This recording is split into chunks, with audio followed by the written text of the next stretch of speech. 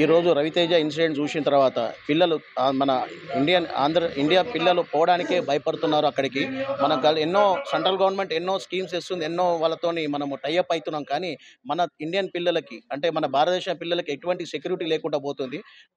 Central government ఇమీడియట్గా వాళ్ళతోని business టైఅప్స్తో పాటు ఇవన్నీ చేసుకోండి, మంచి కార్యక్రమం. కానీ ఇక్కడ ఇండియన్స్ పిల్లలకి స్పెషల్ సెక్యూరిటీ తీసుకొని వాళ్ళకి ఇట్లాంటిది గన్ కల్చర్ అనేది పిల్లలకి ఎటువంటిది కాకుండా చూసుకోవాలని చెప్పి సెంట్రల్ గవర్నమెంట్కి విజ్ఞప్తి చేస్తున్నాను. స్టేట్ గవర్నమెంట్ ద్వారా సెంట్రల్ గవర్నమెంట్కి విజ్ఞప్తి చేసి దీన్ని ఫర్దర్ ఇట్లాంటి వాటి పునరావృతం కాకుండా చూసుకోవాలని చెప్తున్నాను. ఈరోజు మార్నింగ్ రవితేజ అనే స్టూడెంట్ మన దగ్గర ఎంఎస్ చేస్తానికి వెళ్ళాడు, అక్కడ హైదరాబాద్ నుంచి ఆర్కేపురం నుంచి. ఇవాళ మార్నింగ్ ఒక గన్ కల్చర్ వాళ్ళ నల్ల జాతి వాళ్ళ చేతిలో చనిపోవడం జరిగింది. వాళ్ళ పేరెంట్స్ కూడా మదర్ కూడా సరిగ్గా తెలియదు, ఫాదర్కి తెలిసింది ఇప్పుడే.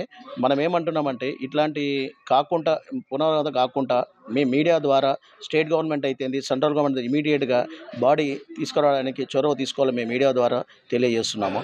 ఇట్లాంటి కల్చర్ కూడా సెంట్రల్ గవర్నమెంట్ ఇమీడియట్గా యాక్షన్ తీసుకొని ఇట్లాంటి పిల్లలు చదువుకోవడానికి పేద పిల్లలు ఎంతోమంది చదువుకోవడానికి యూఎస్కి వెళ్తున్నారు. ఇట్లాంటి కాకుండా పునరావృతం కాకుండా చాలా జాగ్రత్తలు తీసుకోవాలని